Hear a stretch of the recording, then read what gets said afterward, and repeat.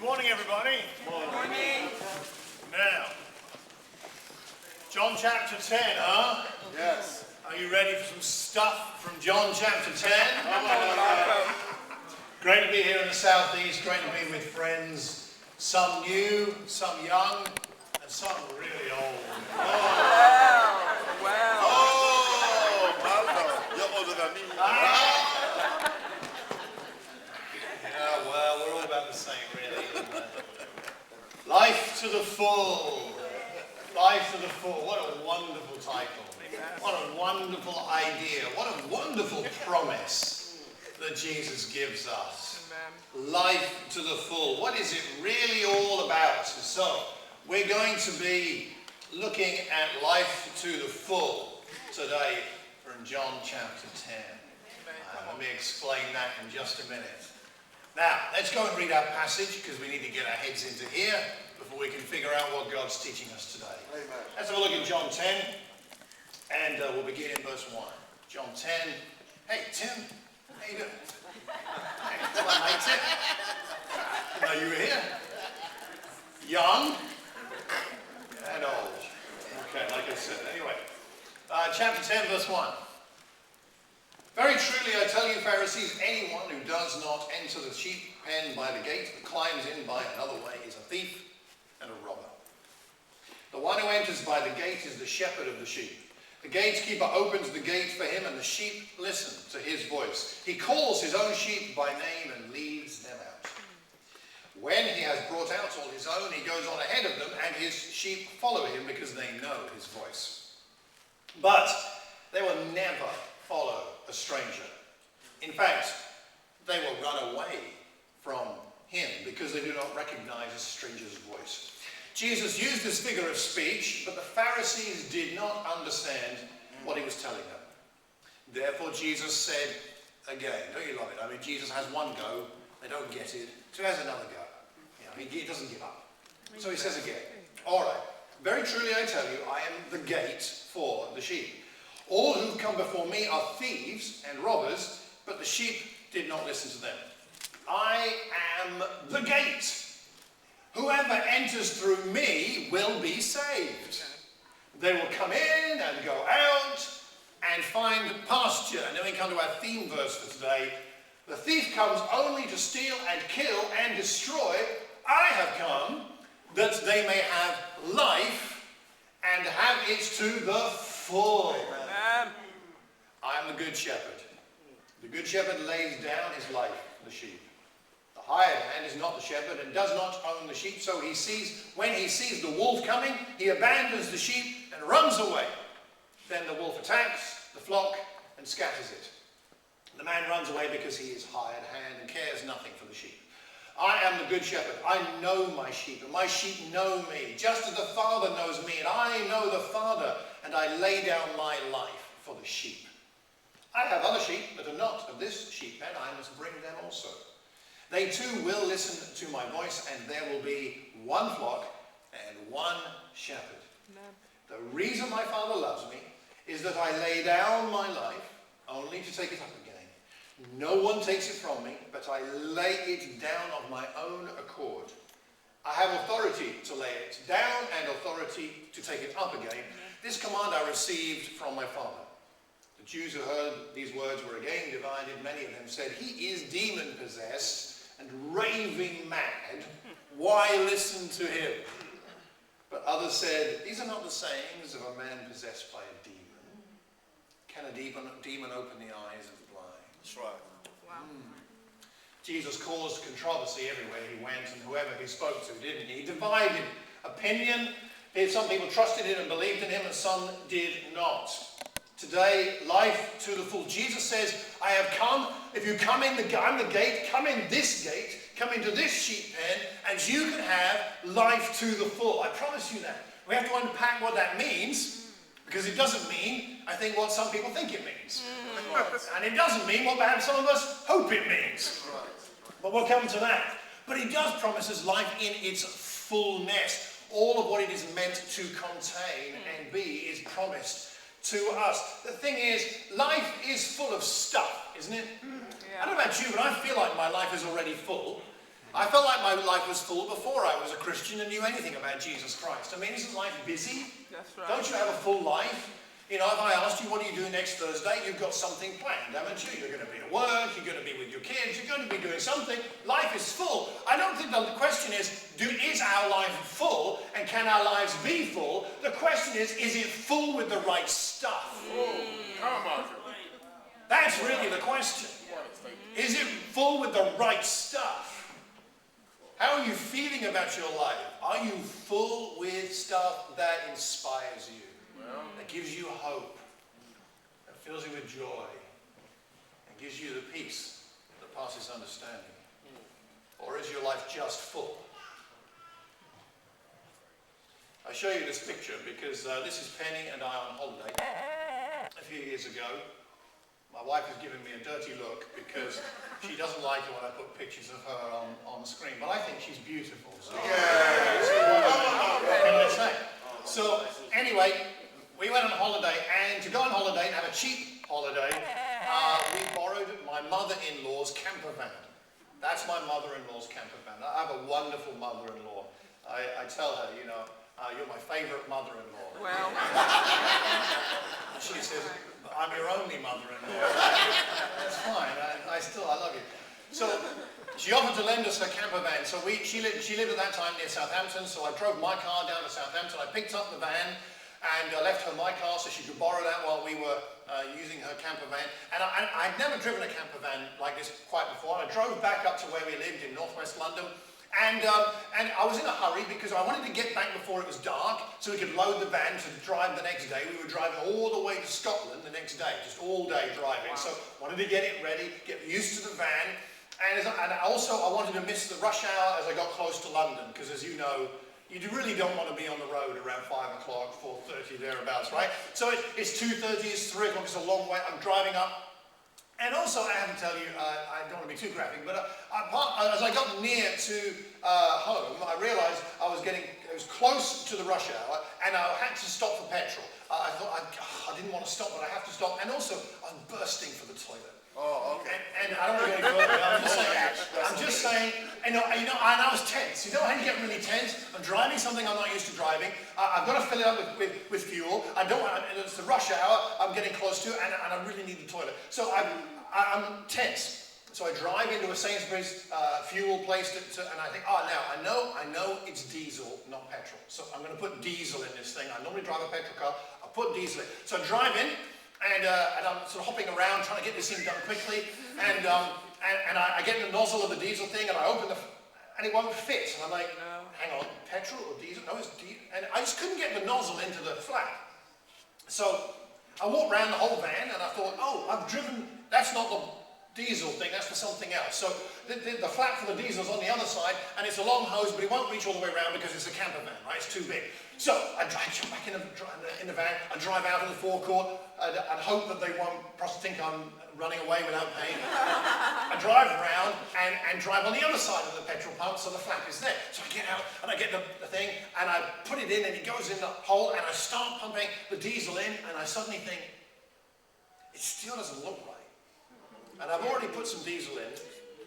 I think the nozzle, it does kind of fit, but it doesn't look right. And I suddenly realised that's not the fuel tank I'm putting the diesel in, that's the water tank.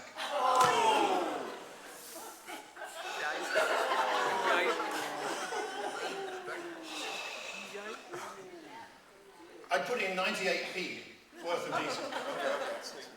So I put it back on the thing. Then I had to go in and pay, and then drive round again to put it in, because the flap was the right flap the first time. I just couldn't get the nozzle in because I wasn't used to the nozzle. So I paid 98p, I drove around again to the other side, and then I filled it with diesel, and then I drove home, and with the smell of diesel in the water coming, my mother-in-law, what is she going to say?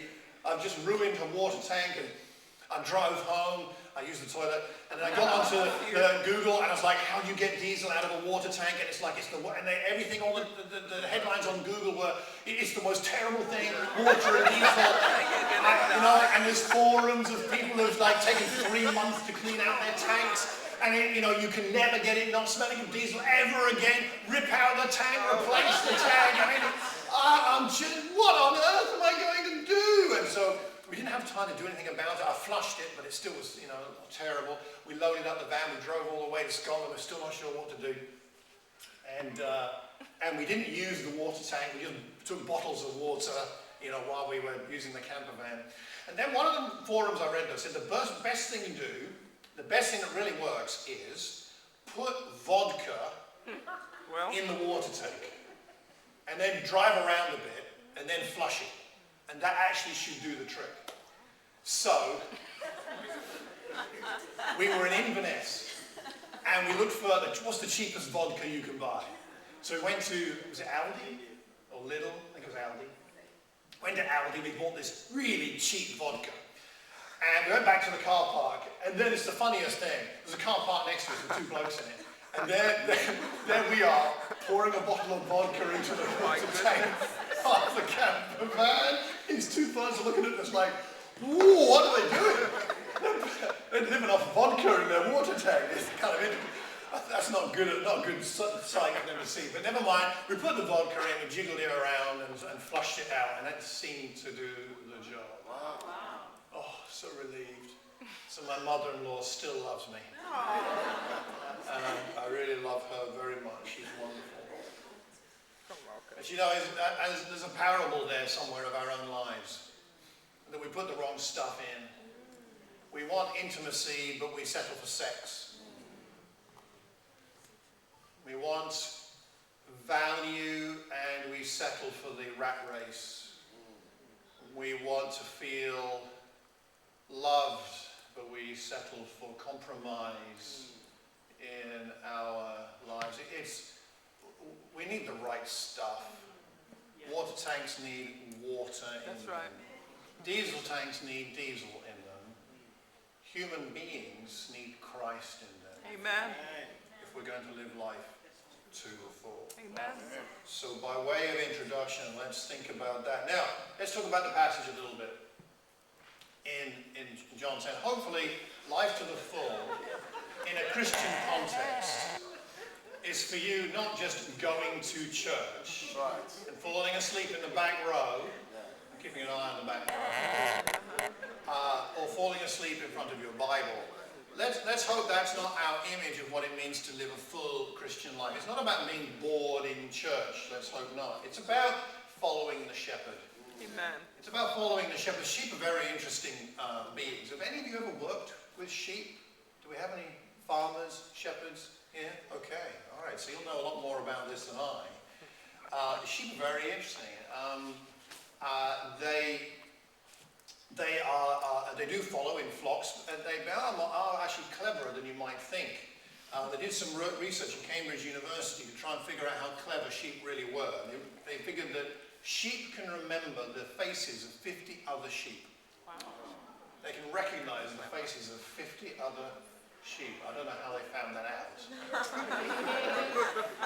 Sit down, sheep, let's have a little interview. I'm not quite sure. We had one sheep once we looked after for a farmer when he was injured, and it ate everything in our paddock. That's my parents' garden, and they ate everything. So they can be sometimes even not quite what we think. They can be a little evil.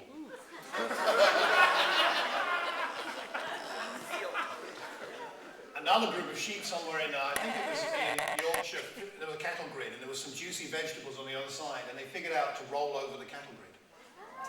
They rolled 8 feet over a cattle grid so they could get to the vegetables on the other side. So sheep aren't all stupid, as we see in this. I say that because I felt a little insulted the first time I read this passage. Like, Jesus, you're just saying I'm a stupid sheep. It's not very inspiring. But actually, sheep are very valuable and very important. We haven't got time to go into all of the cultural stuff to do with that in Israel at this time, but that's for another lesson. But sheep are so important. We're going to talk about a couple of things today from this passage. The first is salvation. What does life to the full really mean? What Jesus is saying here is it involves salvation. Verse 9 gives us the clue to verse 10 there. What is life to the full? He says in verse 9, whoever enters the gate, enters through me, will be saved. They will come in and go out and find pasture. So the first thing about life to the full is about salvation. This is a photograph I took a photograph of that's in a museum in Devon. I think we have Devon people here. This is in, begins with B, in Devon somewhere, where we were on holiday once. Maybe you can't remember and I can't. Anyway, we were on holiday and we were in the North Devon Museum somewhere. And I love this picture of these two farmers who clearly have an injured sheep or a sick sheep, and their solution is to get a tin bath and put it in the tin bath and then drag it to wherever it needs to go. You know, if you're a shepherd, your sheep are your livelihood. They really matter. I mean, every one of those sheep is money, right? So you want to take care of them the best you can, and you need to help them when they're in trouble. There's a whole parable about that in Luke 15, the lost sheep, which we haven't got time to look at today, but you could have a look at that later if you like. Jesus says, I am the gate, you can be saved through me. A couple of things that go with that. Jesus is not saying, I am a gate. He's not saying, I'm one of many gates. He's saying, I am the gate. Wow. This is a claim to exclusivity. Not that he's saying everybody else is a terrible person, but he's just saying, if you want to be saved, if you want to be right with God, if you want to know about your eternal destiny, and if you want life to the full, you've got to go through me. That's right. Not through another religion, not through another teacher. And those people may have some insight, but I'm the gate to salvation. Amen. Come through me. And I would just say for any of us here today that aren't confident about that, or aren't clear, or have questions about, does that make sense? I mean, isn't there another way? Can I get there through another religion? Then look into what Jesus says. Amen. Look into the Bible, the Word of God, and study it and think about it and pray about it. And I think you'll see that there are very, very good reasons for Jesus to be able to make that claim that he is the gate for salvation. So that's one of the things. This image of Jesus as a shepherd is very strong. This is some pottery, tiling from the catacombs in Rome from the early days of the church. This is very early Christianity. There's several symbols you'll see there, the fish and others, and I'll just zoom in on that one. So that's Jesus represented there carrying the lost sheep from Luke 15. So the idea of Jesus being the shepherd carrying us to salvation starts in early Christendom and is based on this, and we need to get in through that gate. It reminds me of the idea of seek and you will find. Knock and the door will be open, right? Knocking on that gate. You want to be let in. When you hear a knock at the door, you know someone wants to come in. We need to do some knocking. Perhaps some of us here could do with doing some knocking. How about knocking on the door? How about knocking on the door of God? Knocking on the door of Jesus and saying, can I find out more? Can I come in? I'd be interested to know what this salvation business is. Maybe you feel like the sheep in the tin bath. Maybe you feel like you can't do much. Maybe you feel like you're stuck. Maybe you feel like you're not good enough to be with God or with Jesus. Perhaps you don't feel like you're old enough. You've got some younger people here. And that's even younger than Tim. You've got some younger people, which is great. Maybe you feel you're too young. But maybe you feel you're too old. Like I've seen too much of life and I'm too, my life's too complicated. Just do a little bit of knocking. I dare say even that poor sheep in the tin bath could do a little bit of buying. That's the knocking in a sense, right? So what about a bit of knocking? What about a bit of praying? What about a bit of praying? Even pagans believe in praying. That's right. I mean, honestly, it's an incredibly powerful thing. I mean, even people who don't believe in God believe in praying. Because there's something deep God designed within us to need to communicate with something bigger than us, and that we would say as Christians, someone. Why not do some praying? It doesn't mean you're committing yourself to everything. Just say a prayer. Just ask God to make himself plain. Do some reading. I think that's kind of knocking. Knock on the word. That's right. Read the Bible. Look at it with friends here in the church. These are the things that we can do to find out about salvation, because otherwise we remain lost. Believe it or not, that is me. I once did have more thatching up here. It was curly. I used to use an afro comb. I could stick it in my hair. It was really curly. It's gone. Oh well. So But you know, I look a little lost there, right? Yeah, that's around, that photograph was taken around the time that I first came to understand what it meant to be a disciple. I started reading the Bible more seriously, studying it, came to church here, not specifically here, but in London.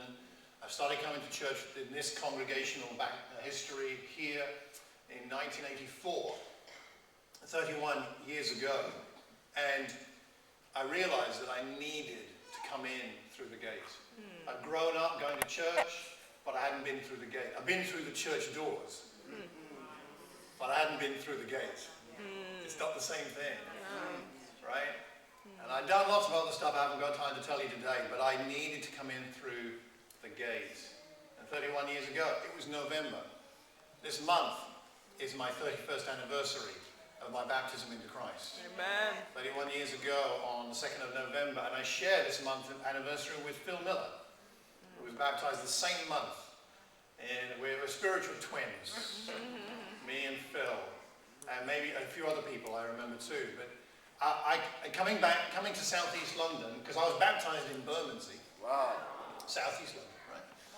And so, you know, coming into Southeast London, seeing all of you reminds me of the fact that God is great. And he's merciful to me. Amen. He's been merciful then and 31 years hence. And it reminds me of what God has done, because when I was baptized on the 2nd of November 1984, there was no ministry here. That's right. There wasn't. And look at what God has done. Amen. In the time since then. Isn't that just amazing what God does? Amen. The first thing we need to understand here is that Jesus is offering us salvation. If you don't yet know what that is, have not yet experienced it, then look into his teachings and pray to find out how to enter that gate. Amen. That's the first thing. The second thing Jesus is offering us is safety. He says they can go out and come in and find pasture. They need some food. They want to eat. They want to get sustenance. And we all need that. So that he promises them safety. They can come in and go out. They don't need to worry about the wolves. There are wolves, but he will protect them. That's another thing he's saying right here. God's teachings prevent a lot of pain. One time my wife and I were sitting down having dinner with our children, and they were complaining about something. I mean, maybe it's only our children who do that, but did that. But I forget what it was. It was something about being a Christian or going to church, or they didn't like something about, they didn't think it was a good thing that we were Christians, you and I, or something. I don't know. And then we said, you do realize that if we weren't Christians, you wouldn't exist. And our children looked at each other and looked at us a bit puzzled. What do you mean we wouldn't exist?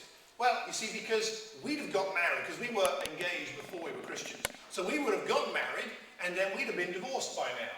And we'd have been divorced before you came along, because Penny was a doctor, and so she was going to work a lot, you know, and study and work, and then become a doctor and get specialist. And then she wouldn't probably, you know, we wasn't going to have kids till she was well into her 30s.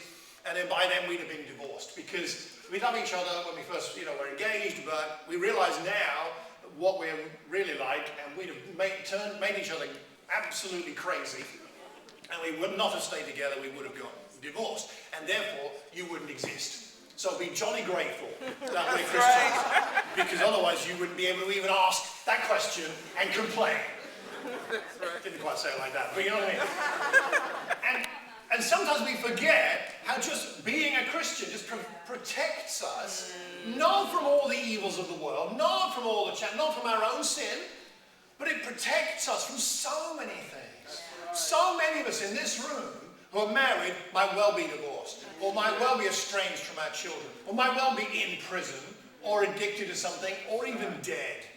That's true. You've got to face up to the reality of that. As you look at the rest of your family, your friends, your work colleagues, and your neighbors, you know what I'm saying is true. That's right. We would be in a far worse place if we were not Christians. Despite all the challenges of life. And he says there are thieves out there are robbers out there are wolves out there. Don't be naive about how much you need the protection of Jesus Christ. You need it now, you need it always. Amen. And then we've got to ask ourselves, if If Jesus is offering us this wonderful protection, why do we go back to the things that cause us pain?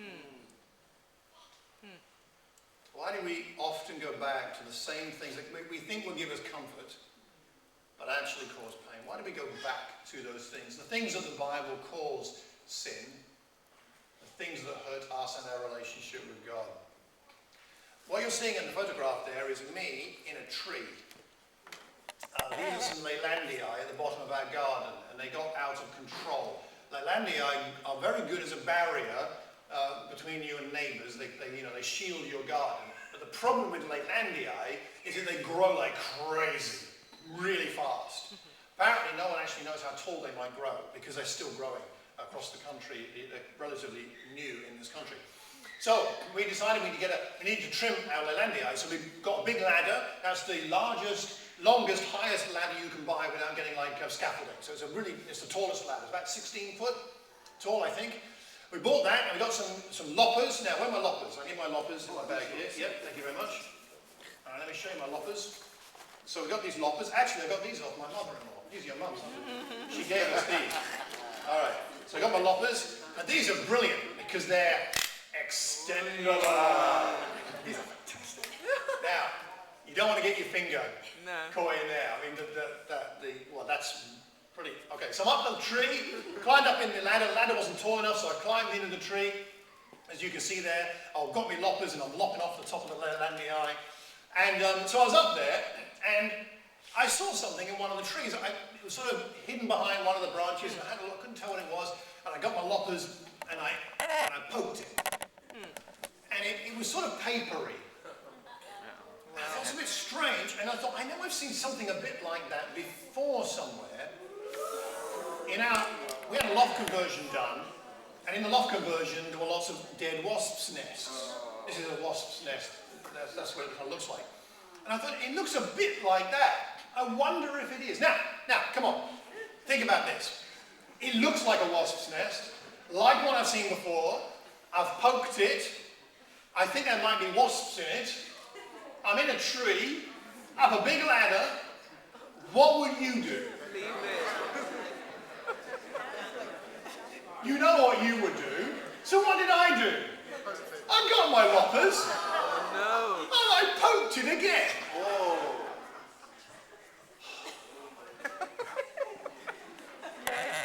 You know what happened? No. You can A guess. swarm of wasps came out of the hole that I had made, straight at me, started stinging my head. And I think in the photo there's a hat on. I didn't have a hat on, so it just, I don't know how many there were. It was like this. I'm down the ladder like this. Penny's at the bottom of the ladder. She's like, quick in the house. I run up the garden and let the wasps chase it. It's like some film, trying to get away from the wasps. I go in the house, Penny says, quick in the shower. So I jump in the shower, I still got my clothes on, I get in the shower, cold water on my head, get all the wasps are off now. I'm showering my head with the coldest water I can to try and get the pain away. It is like my head is on fire. Like someone's poured petrol on it and lit it. It's and it's burning like crazy. Penny runs off, and she's a doctor, which is fantastic. Amen. Glad for that. She goes off and gets some antihistamine cream. She slathers it all over my hair. I've got this greasy antihistamine cream in there. She gets an ice pack. She makes an ice pack and plonks it on my head. And I get some painkillers. And then I went and sat down.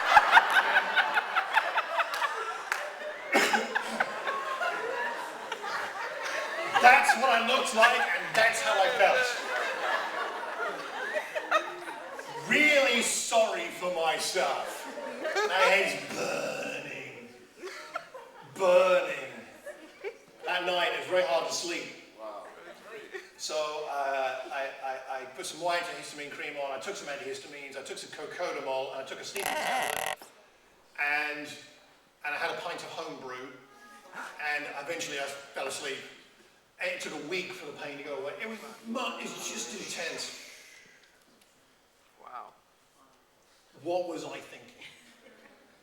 Poking something that I knew looked like a wasp's nest. But what are we thinking? When we go back to the alcohol. back to the drugs. We go back to the boyfriend, to the girlfriend. We go back to our boss who makes us work stupid hours, keeps us away from God and the ability to pray and whatever we need to do spiritually. We go back to a hobby that kind of is fun, but we're not doing it because it's fun. We're doing it because it's the thing that we think gives us meaning. We go back to something that has never really fully satisfied and actually causes us pain.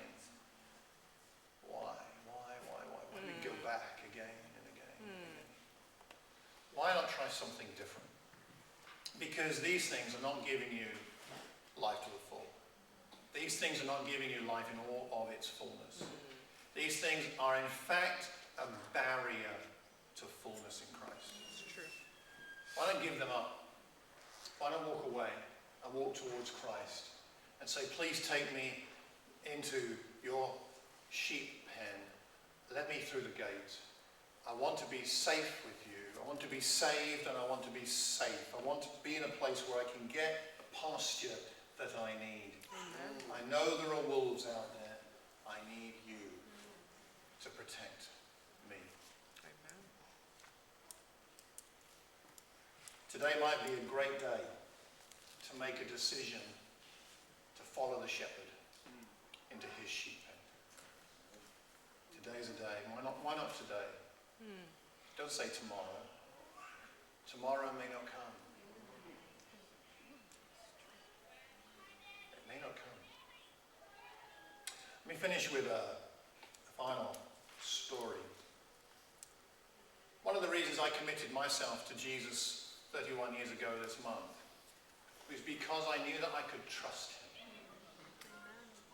And he says in this passage, I will lay down my life for the sheep. You know you can trust people who put themselves out for you in a sacrificial way that is at cost to them, but is benefit to you.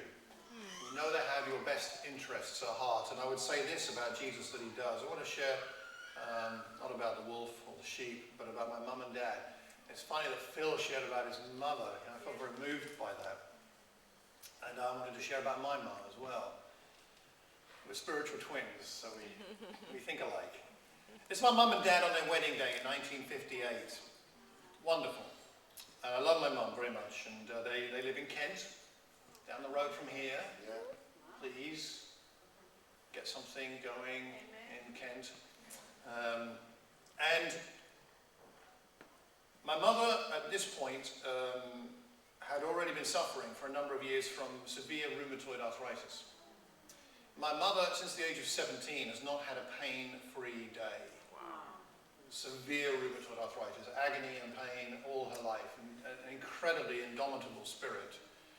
But you can imagine, if you have a severe rheumatoid arthritis, you can imagine the challenges of giving birth.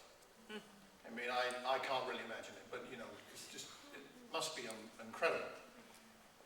So she's been disabled all of her adult life. When I was born, we were living in Luton, and I found out a story that I didn't know until quite recently. I'll just show you so that's myself and my son Fred a few years ago. I went back to the place where we lived when I was born. I don't remember it because we left there when I was very young, but I thought I'd find it again. So, standing outside the place where I was born, 50-something years ago. So my mother, when I was born, was in a particularly bad place with the arthritis, and so she couldn't really do anything in the mornings. She couldn't really move in the mornings. My father had to go to work. So the morning routine was, my father would get up, he'd get me as ready as he could, and then he'd help my mother to get out of bed, which was very difficult for her, and take her into the kitchen, seat her in a chair in the kitchen, and he'd have two kind of tables like this, one on either side. And then he'd put me in my mother's arms, and my mum would sit there, and on one table was a bowl with water and nappies, toweling nappies, none of those throwaway stuff in those days, all right? So the nappies and the cleaning stuff and a bowl of water, and on this table there'd be some bottles of milk. And my father would leave me on my mother's lap, and my mum sat there all morning because she couldn't move until about lunchtime. So she sat there with me for a whole morning. If my nappy needed changing, she would do that. If I needed feeding, she could do that. She sat there. I can't imagine. I can't imagine that sacrifice. Yep. For me, when I was oblivious. I don't remember that. And I didn't even know about it until maybe 3 or 4 years ago. The whole story, I didn't even know. Because my mum's not going to brag. She's incredible. I trust my mother. I know some of maybe you don't trust your mum, you've had a difficult relationship with your mum. I understand it's not the same for everybody, that's fine. But I'm just saying there are people in our lives that we can understand, we do trust because of that sacrifice, right? So this is the thing, and as my mother, 5 years ago, this was their 50th wedding anniversary, so she's still around, and this was 5 years ago, and I love my mum still, and I trust her, and I phone her, and I'm in touch, and I visit, and the best I can, you know, and who wouldn't? I mean, what she's done for me, it's amazing. Now just think for a minute about that, which is incredible. I could write a book about that, right? Just think about Jesus, though. Amen. Died for us before we were aware of why he was doing it and what he was doing. Died for us whether we would respond or not. Died for us in our place. Took our sin and punishment for our sin upon himself so that we wouldn't have to suffer that. Spent time separated from God, even though he was the Son of God, which means that we don't have to be separated from God. Did all this for us. Took his own initiative, laid down his life for the sheep. You can trust Jesus. Amen. You can trust him. You may not feel you can trust people. You may not feel you can even trust church. But that's not the point here. You can trust Jesus. Why not let him be your good shepherd? Why not let him bring you in through the gates? Amen. Why not let him lead you into good pasture? Let him give you life to the full. He has life to the full. He has eternal life to give you. Take it. It's yours if you want it. It's yours anytime you want it. Make a step today. Make a decision today. Become a sheep. Become a follower. Let Jesus give you life to the full. Amen. Amen.